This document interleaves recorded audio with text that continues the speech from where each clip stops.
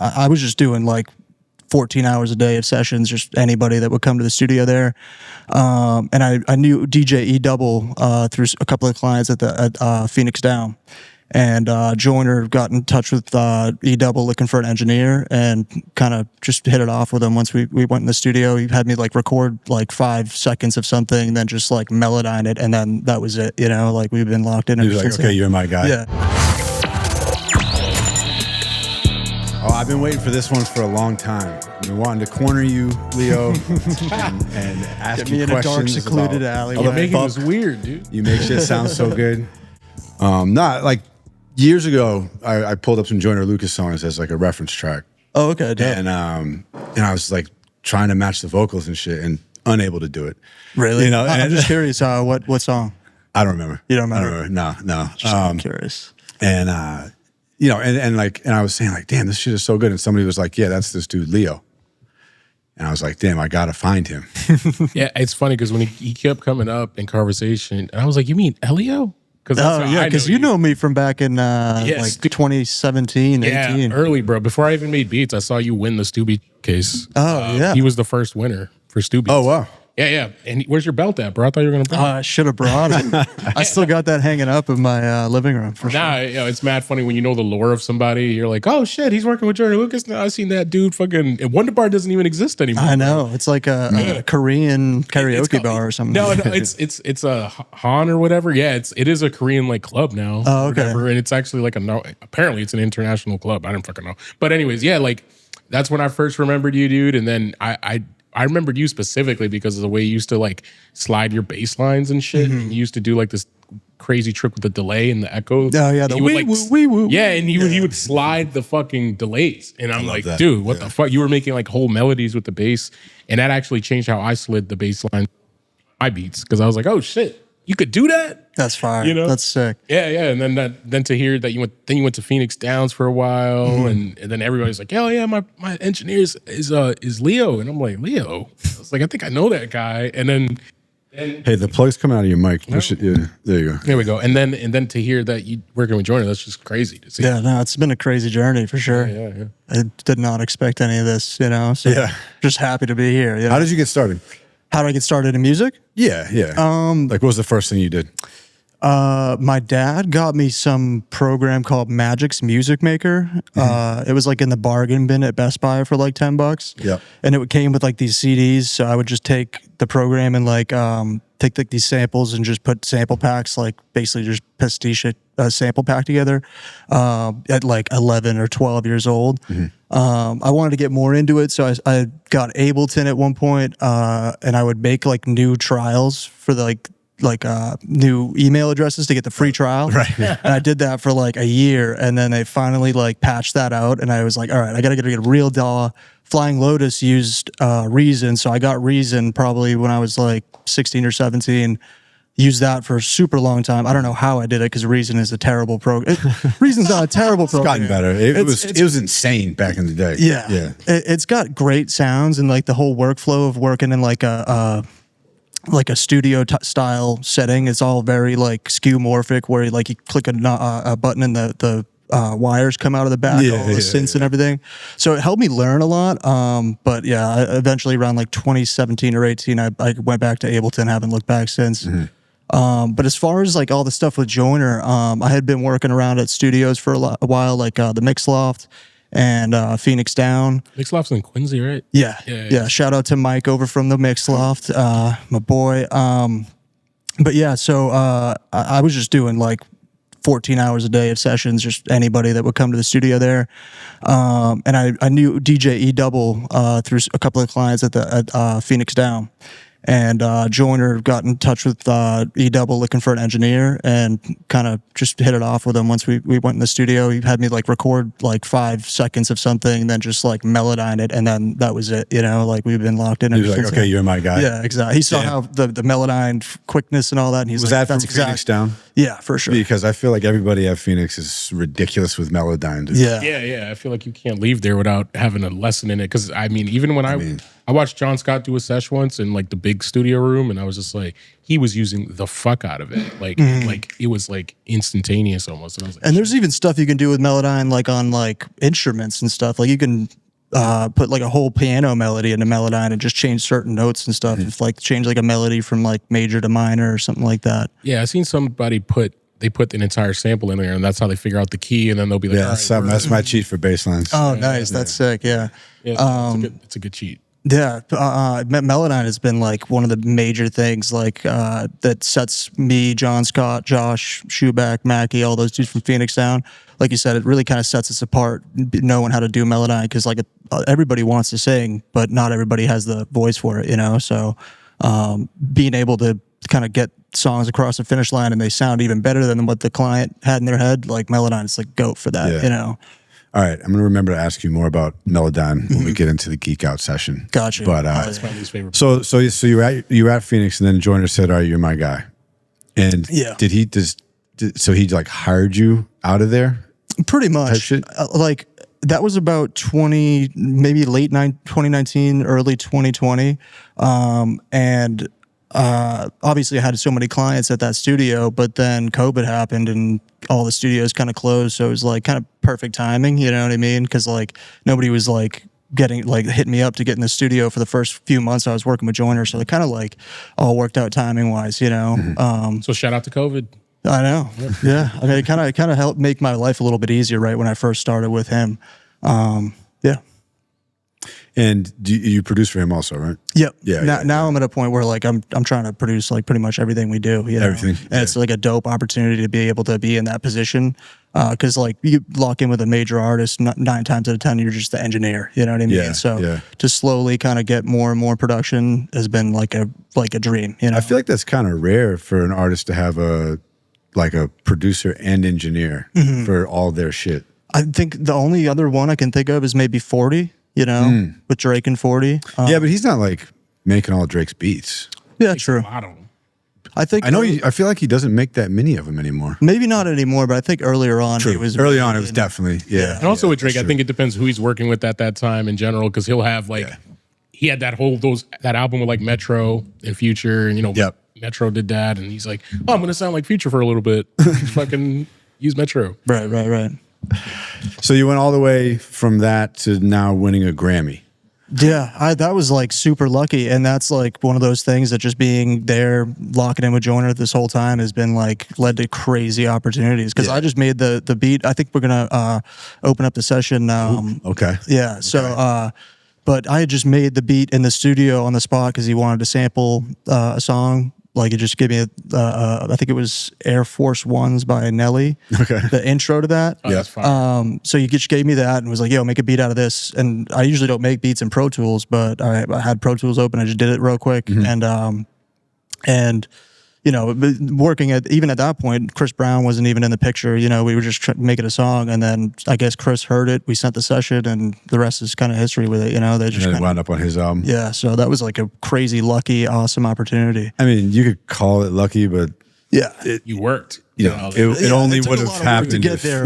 Just the exact situation of that one song was just so lucky. You know, because like people like I've talked to a few people this weekend actually who I asked them like, who's your number one artist, and they're like, Chris Brown. I would love to get something to Chris Brown. Yeah, and like that's not something on my radar. Like I would love to get something to Chris Brown, but like I'm just locked in with Joyner. You know what I mean? So it wasn't like I would be like sending stuff. I wouldn't even think that would be a possibility. You know what I mean? So just like keeping the head down and locking in on stuff. You never know what happens. Right. You know? Is it peaceful to have just one artist that you need to worry about? Yeah, for sure. It is, because you know the workflow probably like so well, like backwards and forwards. Oh yeah, and it's a little bit more like I guess predictable schedule wise. You don't know. Like I remember back when I was working the sessions, people would be texting me all the time trying to get in that night, and you know. So we know that artist work. He's like, it's 3 a.m., dude. What's up? Yeah, exactly. Can we please just plan ahead? Yeah, and it's nice, honestly, like just nice to know that when I'm working on a beat, or like if we're remaking a beat for a song or something, like I know it's gonna end up getting listened to by people. You know what I mean? Like for the longest time, you know, you work on music and you don't know if the person's even going to put it out, let alone if they're going to put the effort in to market it the way where people will end up hearing it. You know what I mean? So, Yeah, but at a Joyner Lucas level, like, does everything come out? Like, you guys must make a lot of stuff that gets. oh yeah, shelved, there's so much stuff that doesn't come out, but I at least know like there's a good chance that like. Because if it does come out, it's gonna Right. And just in general, I know that I'm producing stuff that will end up coming out, whether it's this song or the other song we did last week. You know what I mean? Yeah. So Yeah. it's really dope in that way. You know? Yeah, and it's probably getting listened to in rooms that have a crazy list on it. Like, dude, like Chris Brown, whoever the fuck he's working with or appearing with, or he might be out traveling the road. It's like, yo, I'm in the studio with fucking Snoop, and he played the shit. Something like that. You know what I mean? Just Crazy every time. You know, like there's one time a couple weeks ago that he was talking to Busta Rhymes, and he was like, "Oh, this is my engineer," and I just wasn't even expecting it, and all of a sudden Busta Rhymes is on FaceTime, like That's right in crazy. front of me, like, big ass like chain with the links are the size of my fist and stuff. I was like, you should pull up this chain. It's fucking ridiculous. I seen it. It's like this, dude. You're like, what the fuck? I seen the guy who made it, Tracks NYC. He's like a viral jeweler. Okay. And he like fucking pulled up. He has a wrist. He has a fucking bracelet, dude. That's as big as people's chains. That's awesome. 57 A chain like that. No, sure. No, you don't. You don't want that problem. You were telling me about the session you guys had with Maya the other day, and then she had a really meticulous process. It sounded cool. Yeah. She's just like very, I think, classically kind of trained as an artist and stuff. But who knows if the stuff will come out and stuff. But her process was very like she would write stuff down on pen and paper and things like that. So it was very interesting to see somebody working like that, because I've just got so much experience with rappers punching in and all that type of stuff. So it was very like a nice switch up. You know what I mean? What do you like better, producing or engineering? Honestly, I would say producing, just because of the kind of freedom of it. You know what I mean? Where like if I want to make a certain type of beat, I just do it. Or if an artist is looking for a certain type of beat, I kind of can make it how I want. But at the same time, engineering is nice too, because it's nice to like kind of have that onus off of you for the creation of it. So it's kind of like a yin and yang, where I kind of like certain things about each of them. Yeah. But I would say engineering is like a little bit easier actually, because it's like more you're trying to get to a end goal that isn't your thing. You know, you could make if you're doing production, you can make a beat for forever and never be done with it. You know what I mean? You can say the same thing about a mix, though, right? True, but it is a little bit more mathematical. Right. Like, this is And good at a certain enough. point, the guy's going to be like, thumbs up. exactly. It's more the artist's decision at the end of the day to you know, when the song is done, or if it needs a change or whatever. Obviously, you know, there's input on the way to that destination, but it's a little bit like the less responsibility feels nice, but the more creativity on production when you're, especially where I make sample packs and stuff. So having like complete freedom to do stuff on that is so fun. So Yeah. like, With the sample pack. So you had a bunch of success on Splice too, right? yeah. That sounds really cool. Yeah, so I locked in with Origin Sound back in like 2017 when Splice first started. They were like one of the top sample labels that were out at the time. Yeah. And I hit them up just looking to do samples, and they were super chill. I had hit up a couple other labels at that time, and people were looking to do buyouts, which is where they pay you up front for like a sample pack, and it's like that's not how you want to do that. You would rather have like the royalty on it and stuff. You know what I mean? So they've been great about all that stuff, and the way they've done their marketing and everything, they're like the top like label, especially for like R&B and all that stuff and trap. So it's been a dope opportunity. I've met the guys that own it a couple times. Shout out Dan and Luke. Every time they're from Wales, but every time they come to the States, we meet up and cook up in LA or something like that. So Yeah, I'm sure I've used some of your shit off Splice before. yeah. How do you get something on Splice as an individual? Like without, if you weren't to go through like an Origin Sound or something like that, like do you know what the process is to like just do it? I honestly don't, but I'm sure it's I've seen like a form you can fill out like as like a submitting thing, and there's a submission process, but I don't know how kind of stringent they are on whether or not like how choosy they are. I do know that with Splice, it's kind of interesting because since they're such a big company, you can't take risks as far as what you're using as the sample material. So if you look into like something like Contact, where it's like it's all built off of samples, like people recorded samples of a piano and stuff like that. Technically speaking, in their agreement licensing, it says you can't use their stuff for sample packs. So That's crazy. like, because you don't want to like take a piece of like some contact stuff is just a vocal singing a melody, right? Yeah, So if you just use that one vocal singing a melody in a sample pack, and then who knows what could happen. I mean, aren't contact instruments royalty free, or maybe it's just unclear enough where they don't want to deal with it? It's just and it's like because it's being resold as a sample. You know what I mean? Yeah. I don't know that anybody's ever actually like gotten sued over that, Right, but right. like they're very petty.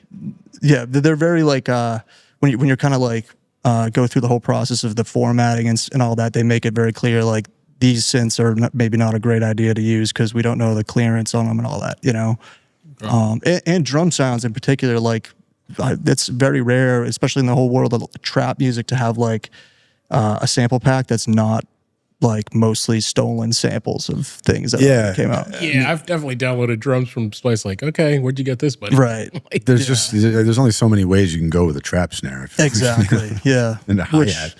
We'll see. We'll see how long. Like I've been saying for so long that trap snares and trap hi hats and everything are like so. It feels so like of the time now, and like what's next? Yeah. Yeah. There's the whole no drum wave.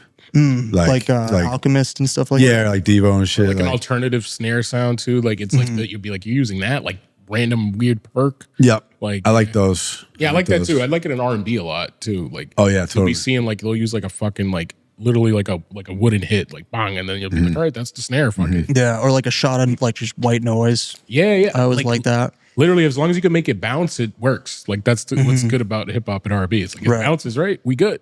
But it's such a shorter shot, when like I'll go through this when I'm making a beat and be like, oh, this snare sounds so cool, but it's like a little weird and different. And like if you just use like Southside snare number 4, The artist is going to start rapping. artist would be Yeah, great yeah. on it, you know what I mean? Yeah, word. Like that's one thing I've always had to kind of like grapple with, I guess, is like I kind of like weirder music and weirder stuff, but like simplifying it and dumbing it down, especially with artists like Joyner. Like I really want him to be the focus on the record. Like I don't want there to be some crazy melody or something that's taken away from like the deep message or something in a song, or just the way he's like flowing on the drums and all that. So like trying to get more simple has been something for me to like really try to do. You know what I mean? Yeah, there'd be the stuff that because I mean, especially coming up with the stew beats and stuff, you'd be like, I want to impress the fellas who are here. Exactly. Let me show them what I did. Let me change it every 4 bars or some shit. Right. But then that's cool with them, and then you go to the artist and be like, what the fuck is this? Yeah, like you need exactly. you'll impress the crowd of producers, and then you show it to an artist or their manager. They'd be like, dude, you changed it every 8 bars. That's too much. I needed 16. Right. Just straight flowing so I could do what I want. Blah blah. Or maybe make it more subtle or some shit. Right. How do you gauge when it's enough on a beat? I can kind of it's just like a feeling, you know what I mean? It's I mean, hard it's definitely instinct, but there's probably like, what are you kind of like looking for? Like there's enough melody, but what does that mean? it could really mean anything. Like, cause it could take like a couple layers to get to that, or it could be one simple piano melody that really does it. Context dependent. But as far as like Joyner's stuff, I can kind of hear a beat and know that he's going to be like, oh no, it's way too much going on in that beat. It's hard to explain, like, especially when producers are asking me like, oh, what type of stuff does Joyner like to go on? It's like just simple, you know what I mean? Like not like so simple that it's like, whatever, but like just not like you hear beats and there's like 10 melodies going on. Like it's like very high end focused where it's like, going in the same pocket that the artist would be in. So that's kind of what I try to stray away from, and like just something that's simple but catches your attention and stuff. Yeah, I feel like his stuff is like relatively simple as far as arrangement and the drums and stuff like that. But like there's always something really interesting to the sound design. Some weird synths or weird samples or something like that going on that are like, oh, this is different. Right. And we're trying to do more and more of that throughout the just figuring out what works and what doesn't. I've noticed, like, for example, like really fuzzy bass sounds work for some reason, so just little things like that I'll pick up over the years and just be like adding to the kind of color palette, Yeah. After being locked in with him so long, like, do you get a lot of mix notes back from him or anything like that? Or is it usually just like, oh, that's straight? Mix notes is honestly mostly just like volume at this point, or like echoes, like in certain words if I don't put them there when I hear it. Yeah. Yeah, because like as far as his sound, I really have it dialed in as far as how he likes his voice to sound. Yep. Or if he's singing, like what kind of vibe, like with the reverb and all that type of stuff. So, yeah, the mix notes are usually more like the vocals be up a little bit or something like that. You know. Correct. Do you master this shit too? No. So for the last album, Tizio mixed it, and then it was mastered by Ohad Neeson. I honestly don't know how to say Okay. his Why last did name. you pass off the mixing? It's like a little close for me, you know, like especially where I'm producing all of it. I see. And also like he might want to, you know, get a different flavor on it and Yep. get a different set of ears because like I'm spending so much time with all these songs that Right. I could like tweak the EQ curve on it for forever, you know, and it Yep. would never come out. So, yeah, it's nice to like send it off to somebody else and just kind of, you know. Especially somebody like that where you know Right. it's going to be Yeah. like dope. Yeah. Yeah, and then like there was even a situation where the Freak song, he ended up doing a breakdown of it mixed with the masters. So I watched a little bit of it, and it was so cool to see somebody at that level, like kind of how he approached the Pro Tools session that I sent him. You know, Yeah. What did he do? Did he like take a bunch of stuff out, or did he just kind of build on not top really. of it? Yeah. It was like just really minor changes, but it really did make a huge difference. And it's like, you know, seeing that made me be like, okay, like I'm close to there. Maybe these like other things, like little EQ curves that I'm not doing or whatever, you know, like maybe that'll help bring it to the next level. But yeah, I'm happy with how TZ is mixing it and stuff, you know. Yeah. That's one of the things that always frustrates me with like the tutorials with the high level mixers. You know, is that they're starting from like a really well mixed session already. You know, what I'm like, Sometimes. hey, dude, Sometimes. start from fucking zero. Like I did. You know, like but a that's shitty the point, recording. bro. That's the point. You get to do the little. I know, but I want to see kinda like like- the whole thing. But it's kind of like talking to a line cook and then a chef who like Yeah. watches over them and then makes sure the dish looks pretty at the end. And you're like, you just wiped the fucking dish, dog. What was that? Like, but then Gordon Ramsay's still making the 7 figures. You know what I mean? But that's what he's doing a lot at the Yep. time now. You know what I mean? He's not actually cooking all the time. Yep. You know what I mean? So I get that. I think once you're at his level, a lot of it is what not to do. You know what I Yeah, mean? yeah. Like you just said, where it's like Gordon Ramsay could, you know, just basically give a small opinion on a dish, and that's like a huge. Fixes everything. Yeah, it fixes everything, and it just like brings it to another level where you can say like, "Oh, Gordon Ramsay had input on this." You know what I mean? It like really like kind of elevates it. You know, I think it's similar to that. Yeah, I got to bring it back to the weed game. So like, there's growers, you grow the weed. Then there's the hash maker. They accentuate the weed and it becomes like to the trichomes, dude. That you have to zoom in with a microscope to see, and they make it happen. But the grower was growing it for 3 fucking months. The hash maker had it for maybe a couple days. You know what I mean? So they're actually doing something to the plant, the hash maker. Nah, they get the plant frozen and then they make Oh, it. then into they're making the hash. Okay, But he had nothing to do with making it. You know what I mean? He accentuated it. He made it Right, but into the it final wouldn't be product. that without him. Exactly. Right. He puts the final touches on it. Tizio is the hash maker of music. Yeah. And Okay. then he's the grower.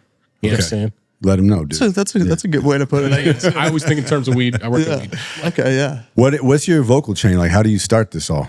Like vocal chain, it depends really. You guys have like a really one nice for- mic and shit, or Yeah, well, we usually keep it pretty consistent. even before you get to the software, like what's the mic, what's the like preamp and all that shit? The mic I think is a Neumann. I don't remember exactly which one, like TLM 103 or something like that. It's nothing even that crazy. Yeah, no, it's not even that crazy. And the vocal chain, I use one vocal chain while he's recording just to get the vocals to sound great, and then In the software. in the software. Yeah, okay. In Pro Tools. Yep. And it's like what I used to use to mix, but I love it because it doesn't have any latency. Yeah. So I can have him sounding how he's going to sound on the song in the headphones while he's speaking. You know what I mean? And then I'll switch it out with a pretty much identical vocal chain to what that is, but just with better plugins. And it sounds virtually the same, but just you can hear the slight extra little bit that it gives it from like the UAD stuff versus Slate low latency. You know? Right. All right, should we get into it and take a look then? I'm down. Let's I'm do ready it. to go. All right, let's try and pull it up. excited. Yeah, we got it on the screen. Okay. Dope. So start us with that recording vocal chain. What's that look like? Real quick. Yeah, so the recording vocal chain, we got the Slate stuff here. I'm really into like EQs that you have to, like, you don't look at a graph, because you're doing it way more by ear. Yeah. Oh, I never heard that. Yeah. That's a good point. Yeah, you can fool yourself with your eyes. Yeah, you know? like I'll pull up Pro Q if there's like a really specific frequency I'm hearing and I want to just take it out completely. Yeah. But I far prefer, especially with vocals, to do stuff with like these Just broader stroke type moves. right. And it's pretty simple. So you just got a little low cut, taking out a little bit of the. Yeah. You got a little low shelf, and then some low mid removal, and Yep. then some more mid removal.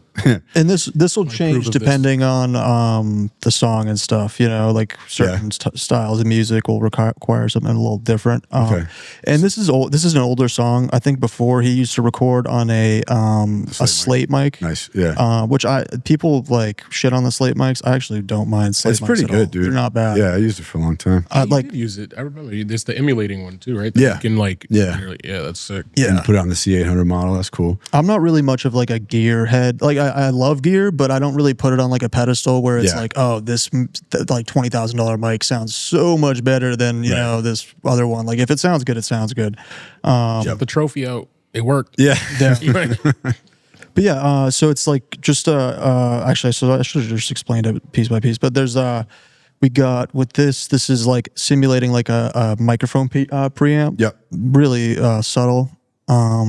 This is an EQ, and like I said, all this stuff is really depends on how like what register he's singing in and stuff like that. And then we got this first compressor here, and these settings are a little different than how I do it now. But then if we go, we got Valve Filter Pro DS, which is pretty standard. This is one of those things that I'll flip it into this once we're ready to export because of the latency. Okay, yeah. But yeah, then just Waves de-esser just adds this nice tone I really like. I want to ask you specifically about the S's. Yeah. Because like they're super present, but not harsh. Yeah. So like, how do you do that? I think it's the de-esser combo here. This one I look at as more as my like kind of scientifically taking out this exact frequency range, whereas this is more like adding a little tone to the S where you don't want it to be so bright.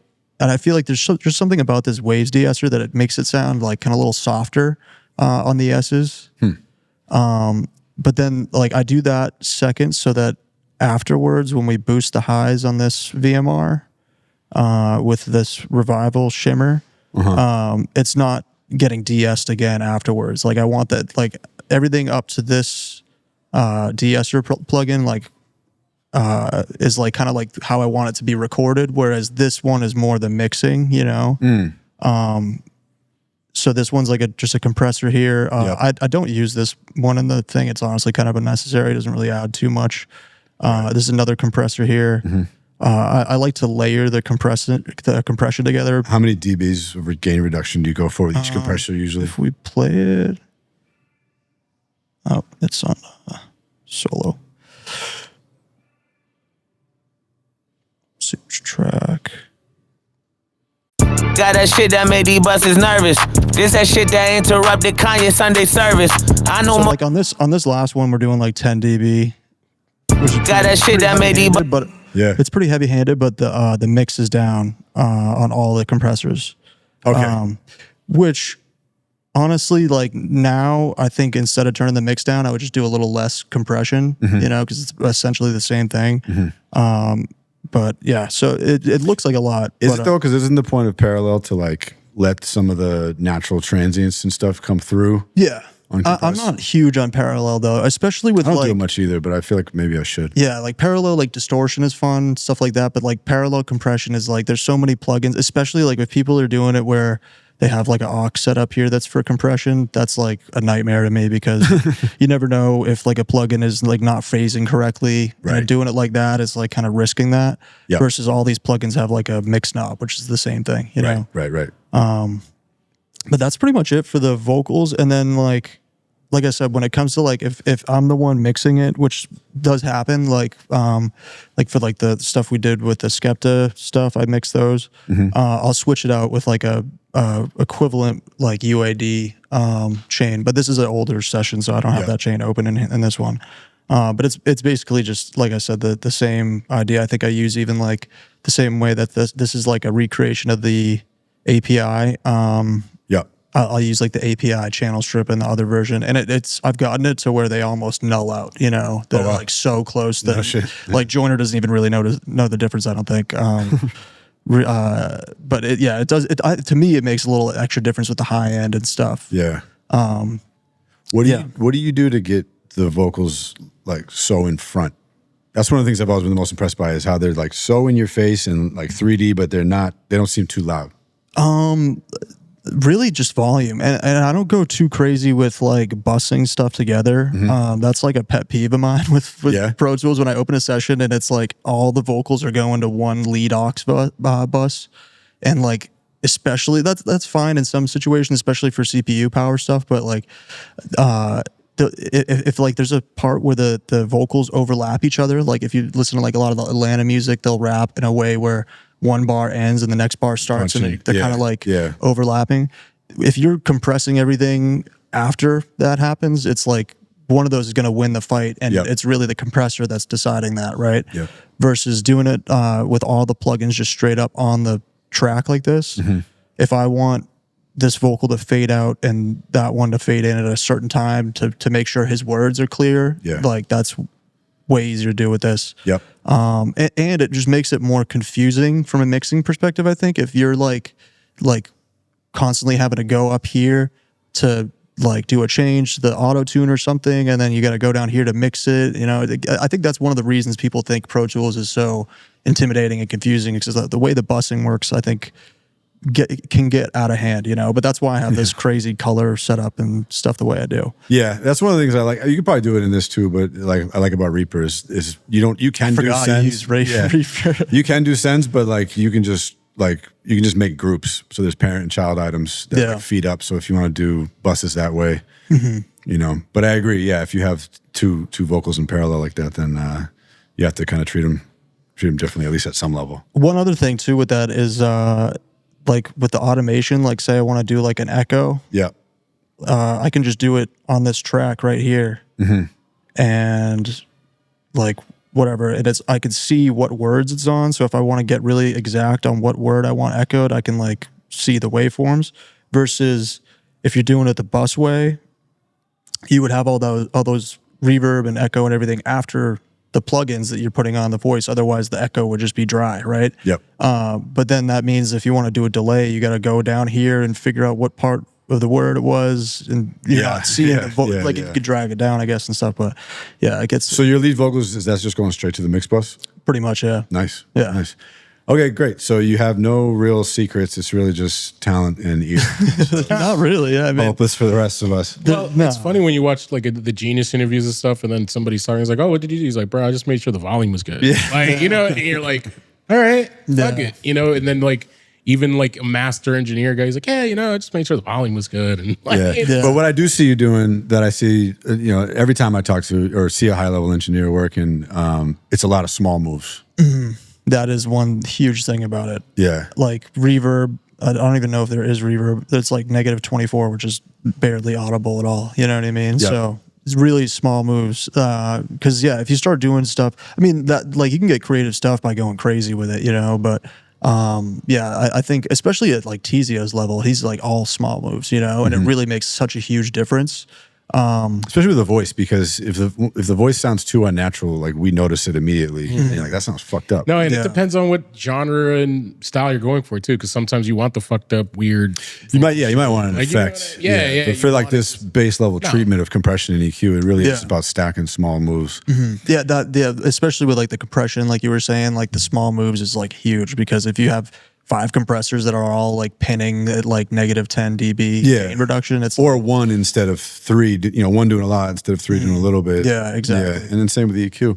That's one of the things I struggle with, is like I like to simplify and, you know, not have so many plugins, not be like, oh, where do I need to fucking adjust that notch now, you know? Yeah. But it really does seem to give you a better result when you do a lot of stuff in series like that. Oh, 100%. But there is something to keeping it simple too. It really depends on the genre, because like this type of compression is not going to work on like a really like soft singer. You know, if it's like Billie Eilish singing like a really intimate song, it's not gonna like you'll hear like every breath and like every like mouth click in her voice, and it's not gonna sound right.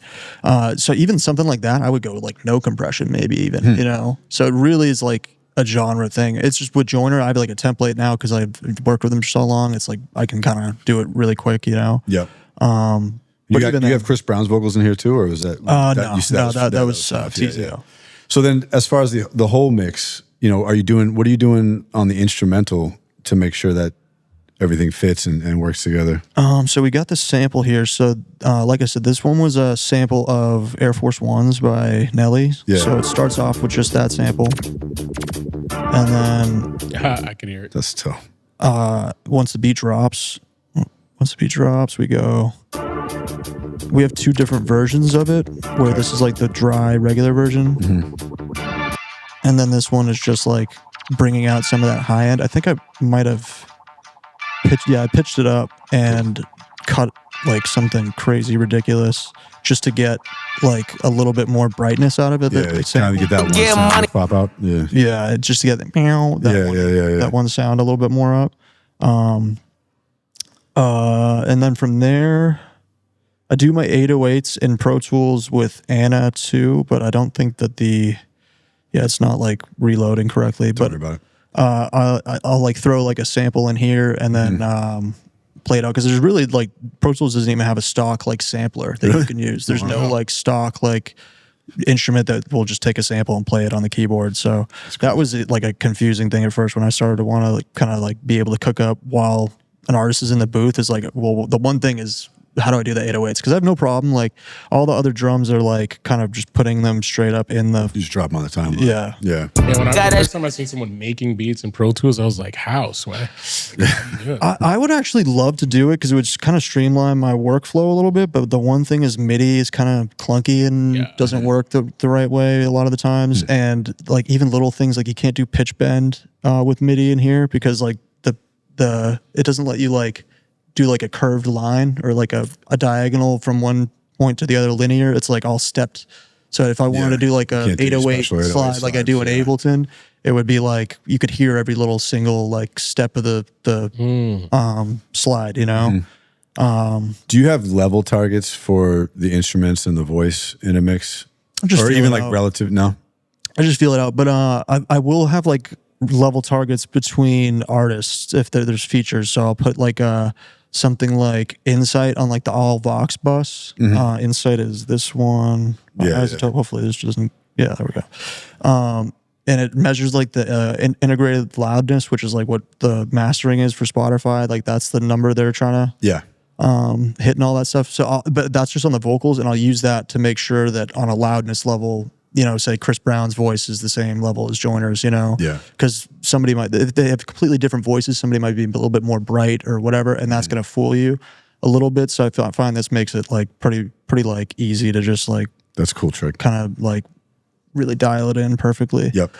So then one thing about this song that I think is kind of funny is these sounds, these breath sounds in the beat. Oh, I think I gotta find the right bus now. Yeah. Oh, breath. There it is, breaths. So that sounds like it's like a sample from a sample pack or something. That's straight up just Joyner in the booth. Yeah. He loves adding stuff like that when we're making a beat. Oh, cool. Like this O load too. Like I think we started with a sample for the O load, but then this is just him. Did like a bunch of layers of it.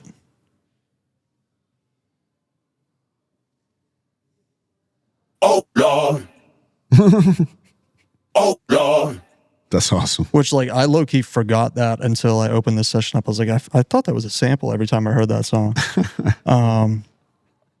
That'd be a good sound button to have on the show. Oh yeah. Oh Lord. Yeah. It kind of sounds like tonally it reminds me of Wild Wild West. It does. A little bit. So Yeah. So other than that, this is like pretty straightforward. Yeah. Like I said, it's just like the putting the sound straight up in the thing, which is kind of weird, but I guess people work like that in FL and Ableton too. Yeah, you yeah. know? It's just a workflow thing. Do you do much on the mix bus? A little bit. These might crash the computer, but let's see.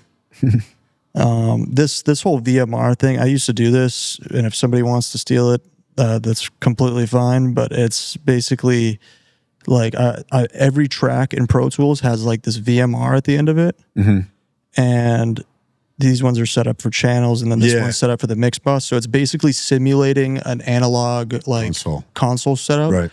But I really honestly would only ever notice like a negative difference from it, really. Like I would bypass and be like, oh, it sounds better. So I kind of stopped doing it because like I kind of would just set it and forget it, and then like be like, why is it the bass distorting crazy in this one song? Oh, I have that crazy weird mix bus setting going. Too much of that. But for certain genres that could be really cool for sure. But I just felt like it was kind of unnecessary for Joyner stuff.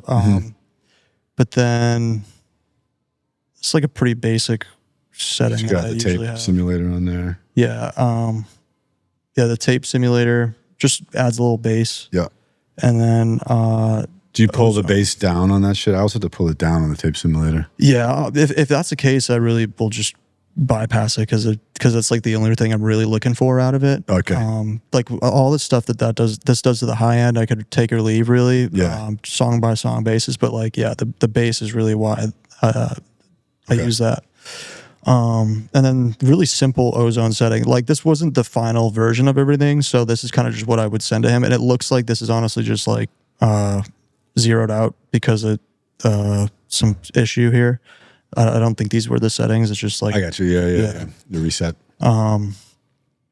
But yeah, that's about it for like the master. Sick, dude. I'm trying to look through the session, see if there's anything else kind of cool. So yeah, it's pretty simple. It's good leveling. Yeah, this one was super like dead simple. My favorite part of this beat though is this right here, the piano sound.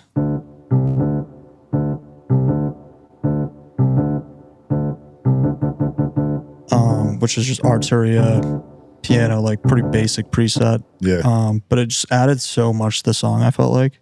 Play that part with the full mix. I ain't usually with the talking, I'ma hit it on sight. I don't fuck with corny bitches, that's the shit I don't like. Once I fuck my high school crush, I was that nigga for life. I don't fuck with bougie bitches, man, that shit is all hype. I just want. I love the "Oh God" now that I heard it. This song like Yeah.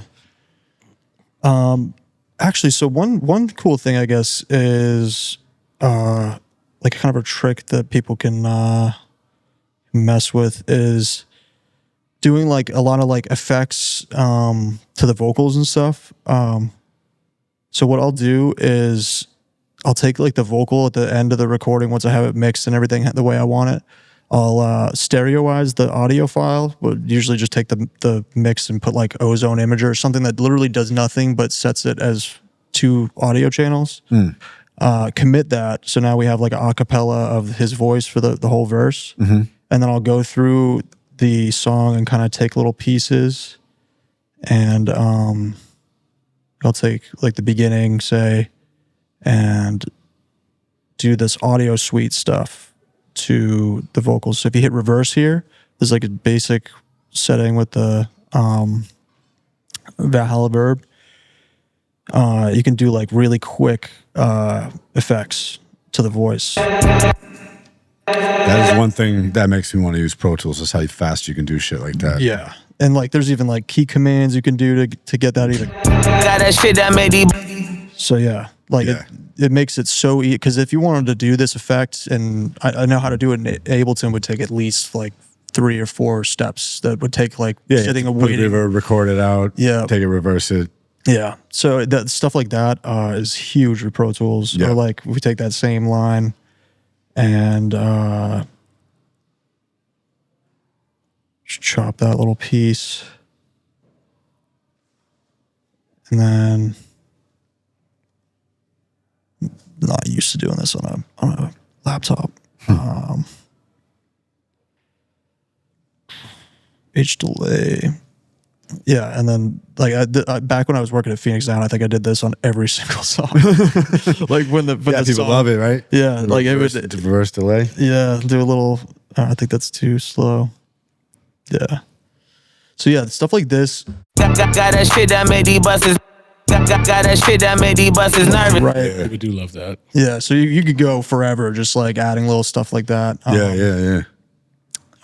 Yeah. So that's about it for this song, I think. You got any Melodyne there? Because I want to see, like, do you do more than just pitch correction with Melodyne? Not with Joyner usually because he's so on point and great at rapping that like I'm not like fixing really timing fixing timing. Yeah. But in the past, I did use Melodyne to fix timing all the time. And even if we'll see if Pro Tools wants to do this. But if you open up Melodyne here, it's gonna open. There we go. So yeah, I'll just go through like if somebody's like really struggling to hit the beats, and like I said, I've been lucky to be not kind of in this situation for a very long time. Right. But it just to show that it is possible, like I'll set it to like this grid size so you can kind of really see it, and they can go in and like move each word, do all that. But like I think getting like the key commands down with Melodyne is one of the huge things that'll like really speed you up with it. Yeah. Right. She don't normally. But there's even more stuff you can do with Melodyne. I don't know if I try to do it on his vocals, it's not going to sound great. But like there's stuff you could do on the production side with like the emphasis filter. What's that? Let me get the option up here. Yeah, there we go. So you can like set this to like even on. Like I said, I don't even want to play it with his vocals like this because it's crazy. Yeah. But you can fuck with the way like the tone of the vocal sounds and shit. Yeah, actually. So if I go to like the piano sound here, you can just open up Melodyne on that.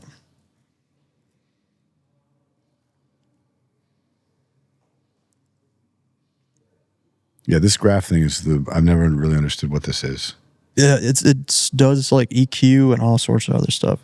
But now we have. What is the graph showing you? The EQ curve of it, or I believe that's what the EQ curve is. Yeah. Okay. But then you can like start to mess with these things over here, like brilliance. Yeah. So that's like. Usually with the talking on my. And that's on the sample. Yeah, I'm gonna solo out the piano. Yeah. So if we can mess with like the brilliance, which is like the high end.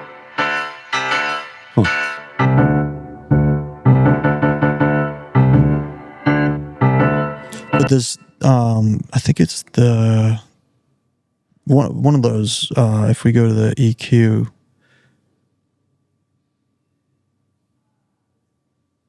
yeah, you can do all sorts of crazy stuff.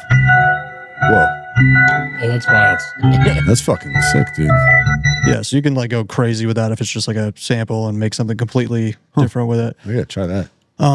Yeah, but yeah, a lot of people don't even think that you could put stuff into Melodyne as a like an instrument or whatever. Right. I'll use it all the time if I have a sample that where something's perfectly right there, but just one chord is off or something. Just be able to move the note is so clutch. Yeah, I seen a cool trick the other day where somebody was mixing a vocal and they just wanted to sound a little bit sweeter, but instead of like doing EQ, they just took a formant shifter and moved it up like 0.4 on the whole vocal. Yeah. Oh, that's awesome. Yeah, it was interesting. That's really cool. It was a really cool trick, and it really works. I've tried it a little bit since I'll then. have to try that. What plugin they use to do that? They use Alter Boy. Oh, okay. Yeah, but like I was doing it the other day with Auto Tune EFX. Gotcha. Because it's built into that and shit. Yeah, so yeah. It's right there. Nice. Yeah. Sick, dude. Let's look at Ableton. I want to see some of your production tricks. Okay, cool. So, I don't know if I should quit it. Yeah, I'll just quit it out. And I know you're switching over to FL now. I'm not fully making the switch. Make the You're switch. just trying to be able to use it. I'm just trying to be able to use it enough Right, that I'm right. like passable in it, you know, and can like getting like an idea out. But it honestly, like everybody I've run into recently that's talked to me about it is like I've gone on my whole like rant about like every time I try to do something, there's 5 windows that open up. I can't stand that shit. Yeah, And if you want to like mix a track and like put effects on it, you have to like route it manually to the mixer track. And yeah, stuff. it's so weird to me. You can take off the window thing. You have to. It's a setting. Stream. Oh yeah, you gotta start the Stream ended. again. Gotcha. Yeah, it's crazy to me the bouncing around with windows and the mixer track thing though is what drives me nuts. Like why you can't just put something on there and then it's like already routed to a mixer. Right. Oh yeah, you have to like yeah. So annoying. It is annoying.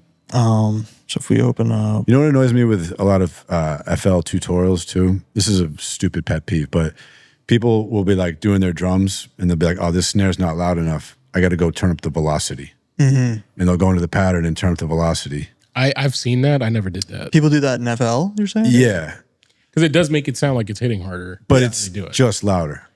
Yeah. But do people like are they doing it? I think that people think that it's like different than turning it up. You know what one went kind of viral a couple of years ago was flipping the phase.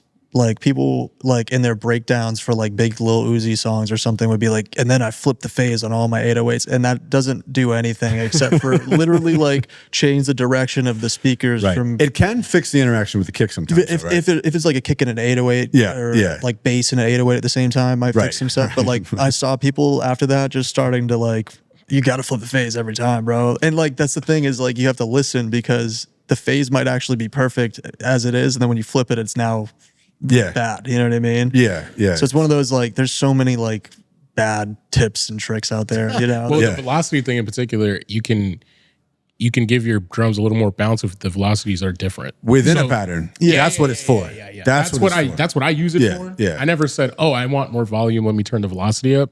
I use Or like make it hit. Yeah. yeah. I mean, to do that in FL, you literally just double click the sound. You go to the wave thing, and then you could adjust it literally from the channel. Yeah, Like, yeah. There's a bunch of ways to it. Another one is the boost knob.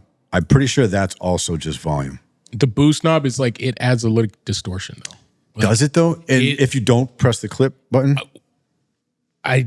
when I use it, it has changed like how the snare kind of sounded to me. are you sure it's not just louder though? Maybe it is. I don't know. Yeah, I don't know. Wait, you're saying the velocity changed how the No, snare- not No, not this, so when you in FL when you pop open a sample, you know, and you go into the little settings thing, there's a boost knob, Oh, and then there's a clip button underneath it, so you can drive it into a clipper right in there, which Gotcha. is cool. But I think if you don't press clip, I think it's just turning it up.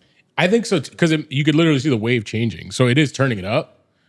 And I just use it because I think, it makes it sound a little louder. Maybe I don't fucking know. Yeah. It sounds good. Yeah. I'm like, with that the thing about mixing is that the way the human brain works is the louder something is, the better you think it sounds. You know Right, what I mean? right. And like it can like that's why every plugin you open will like you say the God particle. That's Yeah, gonna right, give you a right, yeah. 5 dB Right. boost off top. So if you Everybody's like, "Oh shit!" yeah, oh my god. Whereas like if it did, Turn it if it, down. if like one thing I love that like the new Ozone does is it lets you hear the difference of like Oh, yeah. it just like levels it out, you know. Yep. And I'll listen to like a reference mix, which usually that's not even a thing because I'm recording it all. But like for other projects and stuff, I'll listen to a reference mix like normalized to the like Spotify level, you know, and I'll listen to my mix normalized with that, so that even if like because somebody might turn up the master like so it's crazy loud and it's like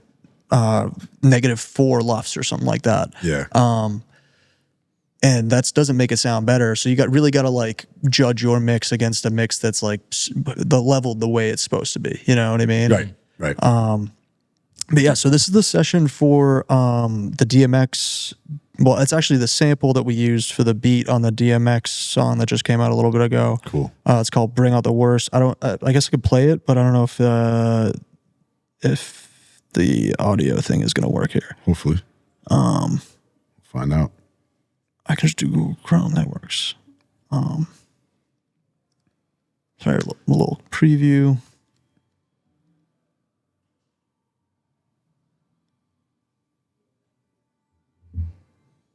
You know what is the sauce though? I'll play some. This is the song. Where my dogs at? Where my dogs at? They ready? They ready? This is hip hop. Where my dogs at? You can try, but I do fight. Just can't seem to do right.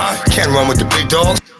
Nice. I don't want to get you guys. That's taken so up. sick But to it do is a kind of- DMX song, bro. I know. That is pretty sick, and then be like, "Yo, he growled on my beat." Right. Like, you know what I mean? Because That's how many crazy. fucking songs has he done that on, bro? Because know. I used to have this DMX CD when I was a kid. It's like his first album, and I would listen to it nonstop, and all you hear, Yeah.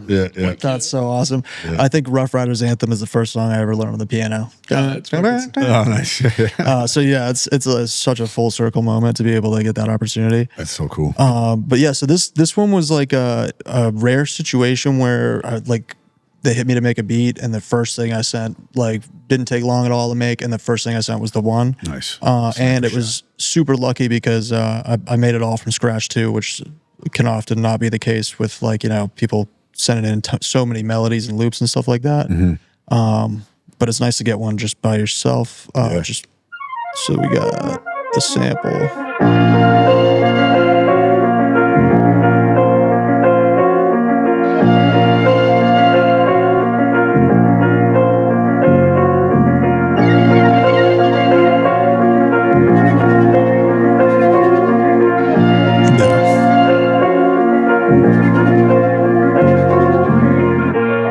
So when I'm making samples, like I absolutely abuse my guitar pedals. So the original piano I played on this was probably like super dry.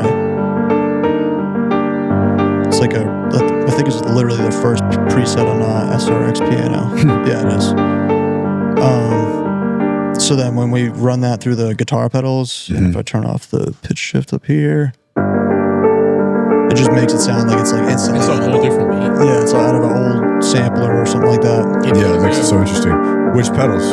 I think for something like this, I would have used the Generation Loss. I use that a ton. It's like a kind of RC20 type of thing where it makes it sound retro. Like that's the whole point of the plugin. I think is to like recreate like the VHS kind of That warble and stuff. warble and stuff. Yeah. And then just like tons of like flangers and delay. That's like where we were saying earlier, the mixing is a lot of like small minor changes with vocals. But then when you're doing samples and stuff like this, like Trying to just some of shoot it the up. some of the EQ curves will look like insane, like a freaking roller coaster, you know. But So yes, do you like? So yeah, when you're starting, do you typically not spend a lot of time looking for the right sound because you know you're gonna go fuck it up later? depends. Yeah. But like a lot of the times, if I know, I'm like, I'll sometimes just play with the pedals engaged and Gotcha. stuff. Yeah, Even the latency kind of screws me up with that a little bit. But yeah, it makes it so much easier to like choose plugins with pedals, knowing that I have them, because like I said, I can pull up like the first generic preset and I just know that it's not going to sound anything like that at the end. Right. But then there's also this synth from the Xerxes. I rinse this preset on everything, I like that one. but it's yeah, it's like a boutique analog synth. The flute I used, it's just like a really simple note,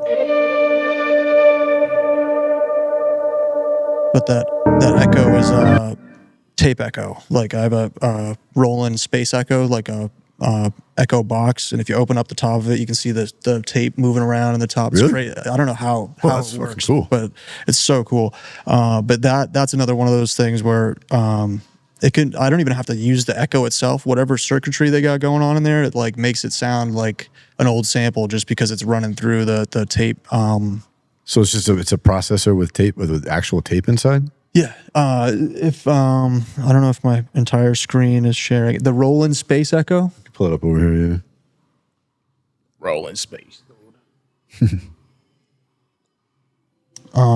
Yeah. So So you just rat out through that, and it like, so it's not recording the tape, but it just puts it through the tape and then sends it back out. it's basically like if you use HLA, obviously, right? Yeah. That's like there we go. remodel of all like the Space Echoes. They're known for like having like a really like gritty sound Yeah. of the echoes, you know?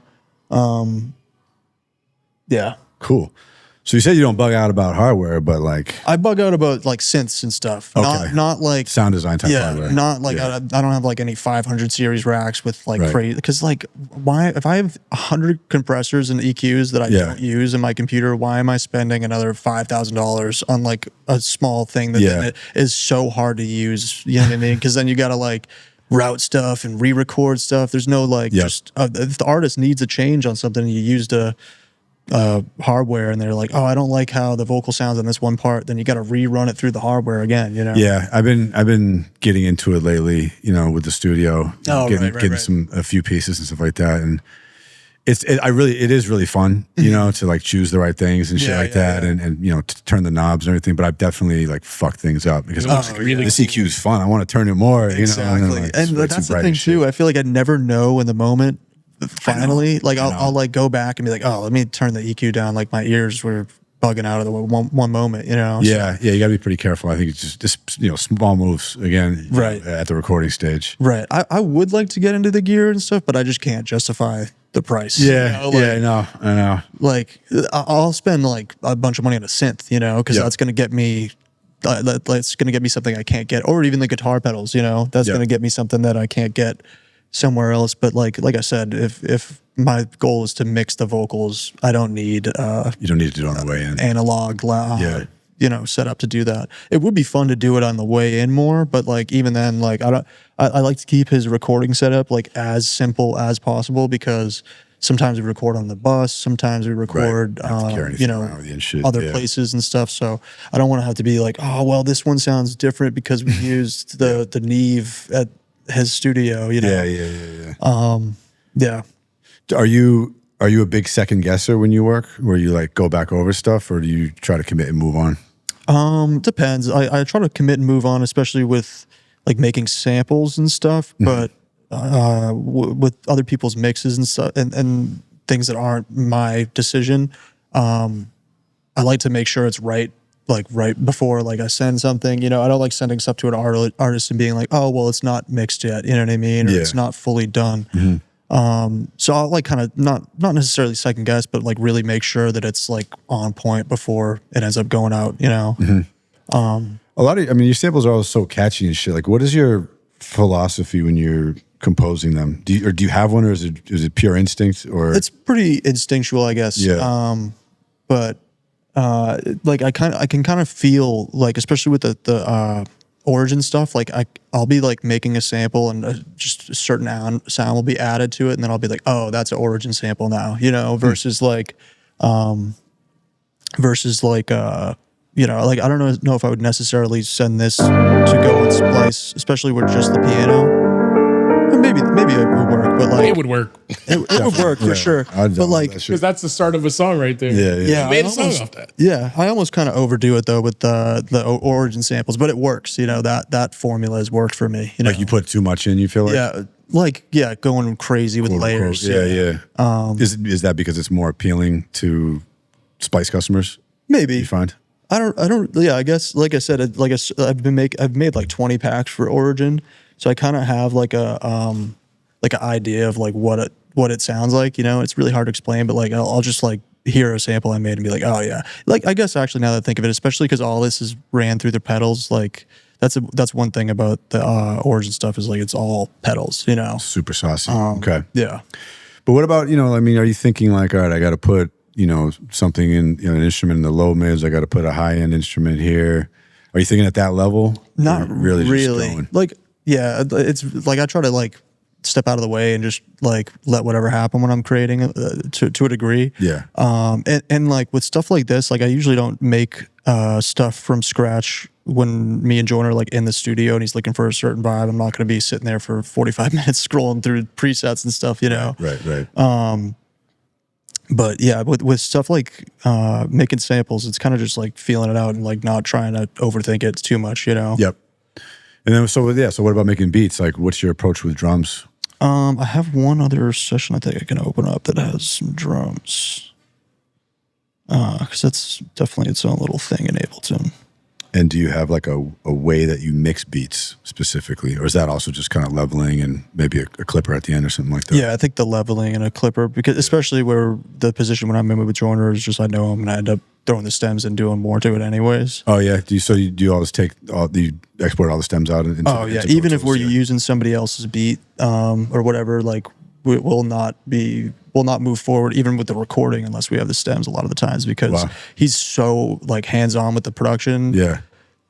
And like the way he writes, like he'll like write with what the beat's gonna do in mind, like where like a song like Broski by Joyner is like a perfect example of him like really making sure the production matches his vocals and like because it starts off so simple and then as he's rapping there's more and more layers added to it, but it's very methodical and like they go with the lyrics, Interesting. so like the stems are like an absolute necessity. I was talking to some producers this weekend that were saying that none of the artists they work with, like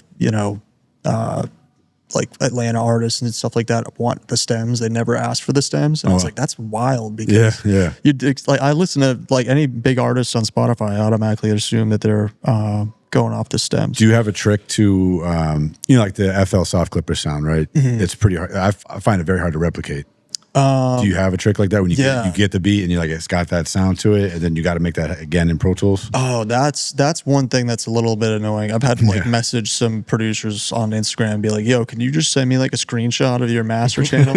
Right. Because I like to be able to start from where they had it. I don't want to instantly go in and be like, oh, I hated how they had their mix, that's like really important a lot of times is how the beat hit, Totally. So if I'm going to change stuff, I'd rather be starting from that point, and Right.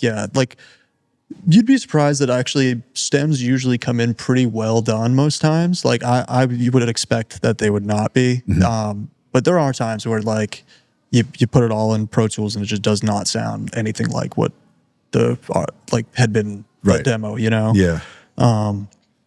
Yeah. So what do? Do you use like In that Orange Clip or some shit like that? Orange Clip, yeah. Yeah. For stuff with Fruity Clipper, yeah. But I'll even like look at their settings if I can and just get that exact thing on like the master channel of the beat. But so this is the session for the song he had with Big Sean on the last album, Active. This is like the original first version of the beat. Okay. I'll just play it when it drops.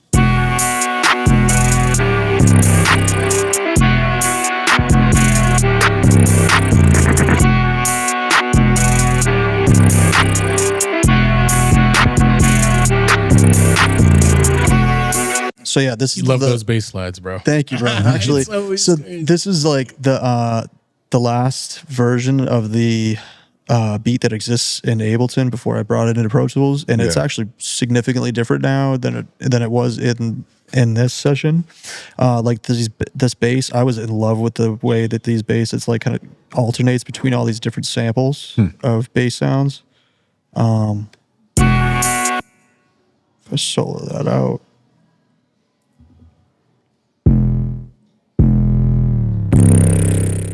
Yeah. That last bass kind of had that fuzziness. Cool. But there was a sound in the bridge of the beat over here. This one, I don't know if it's not working here. Yeah, it apparently didn't save my preset, but it's like this really, actually, you know what? I think I know what preset it is.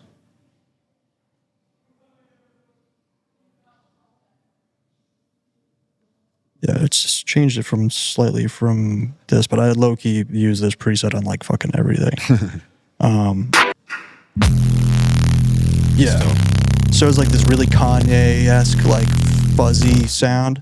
So I had to kind of say goodbye to that bass line I really liked before because like we wanted to keep that throughout the beat as like the main energy, but it didn't really go with the that kind of fuzzy alternating 808 pattern.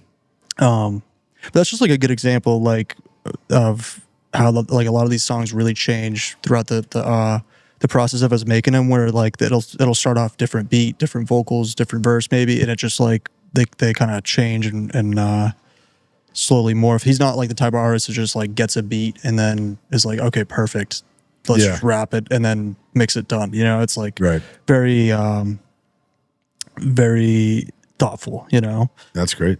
But as far as like specific setup with Ableton, I usually stick to this like kind of template where I'll do my drums all in one group, and then I'll separate stuff out with drum racks, so that way I can kind of set some options up for a snare. Like say I want to try 5 different snare sounds, you can kind of set up different ones just to hear options. Really easy to have the MIDI in there, and then just change the sound like that, so it changes what the MIDI's playing. Yeah.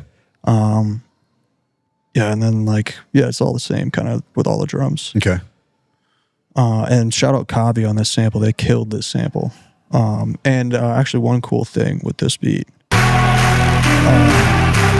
he had this melody in the loop. Like I feel like you can hear that like a certain melody, but it's like not, there isn't like a clear note playing it. Yeah. So I added these choirs, and also I felt like the beat was like given like a stadium vibe, you know? So I added these like vocals. That's sick. It sounds like a crowd in a stadium or something. Yeah. It actually is. It's Jacob Collier's audience choir. So yeah, like doing little stuff like that, I think goes a long way, because like sometimes I'll like hear a loop and hear a melody in the loop that isn't there, but like it is. You know what I mean? Yeah. So that was like kind of the point. That was like really to highlight that, and then added some like claps to really add to that stadium feel there. Cool. That's pretty much it for this one as far as this, because then we took it into Pro Tools and went crazy with Arranged it. it more and stuff. Yeah. Cool. These Sick, drum man. fills too, pretty cool. It's still, it's not playing. No, But no yeah, worries. hell yeah, dude. Thank you. That was really cool. Of course. Yeah, it's good to see the tricks. And I mean, it's just a reminder again, I think that like it is all, in the end, it's kind of like just simplicity and having good taste and having a good ear, I think. Yeah. And like I said earlier in the interview, like it's really been like a journey for me to go from like, because you remember at the Stew stuff, I would make like crazy EDM beats. Oh no, that's what you were known for, bro. Like Yeah, it would hit exactly. hard, but it would be like, oh, he's doing some different shit. And nobody could rap on it. Yeah. Right. Bro, because your shit would have so many layers and melodies on its own. You're like, this is fire, but then nobody would rap on it. Right. That exactly. makes sense. Dude. So it But you have like a toned down version of that though. Like even when I just heard your 808 sound, as like you kind of still took what you used to do, but you just like made it more simple. right. Yeah. You know what I mean? And kind of like made it like the focus, you know, like something like that. If I'm going to do something weird on a beat, I want that to be the one weird thing, and there's not like 10 other weird things I'm doing on the beat, you know. That's the key. You do it on those 808s, dog. That was just like you use it in a very unique way, you know? I appreciate that. So what's next for you, man? More music. I got a quick question though. Yeah. Does the engineer get groupies too or what? This is engineer. Oh, I loved how you compressed that. Yeah, definitely not. Definitely. Distort my pussy, you know, like you don't get none of that, dog. The groupies that engineers get are other engineers. You know, That's it's not like as fun. a bunch of 35-year-old white guys being like, "Yo, how did you do this one thing?" Hey, on fuck you, dude. I'm not groupie. And first of all, he's not 35. I wish I was. It's a lot of like it's cool though. I'm like super nerded out on like the plugins and all that stuff. So if anybody ever like, oh, what'd you do that on this vocal or this that? It's like I'm always pumped to answer that. You Nice. know? Yeah. Just nerding out, you know, Cool, man. for sure. All right, dude. Well, this was super fucking useful. You know, I hope the people watching got some gems out of it, got to see the secrets. I hope so. You know, you're definitely one of the greats, man. We're all lucky to have you around here for sure. I appreciate it. Yeah. And we're going to wrap it up with a beat I made with his sample so you can get a little flavor. You heard the beat before, but yeah, thank you guys for watching. We'll be back next week. Sick.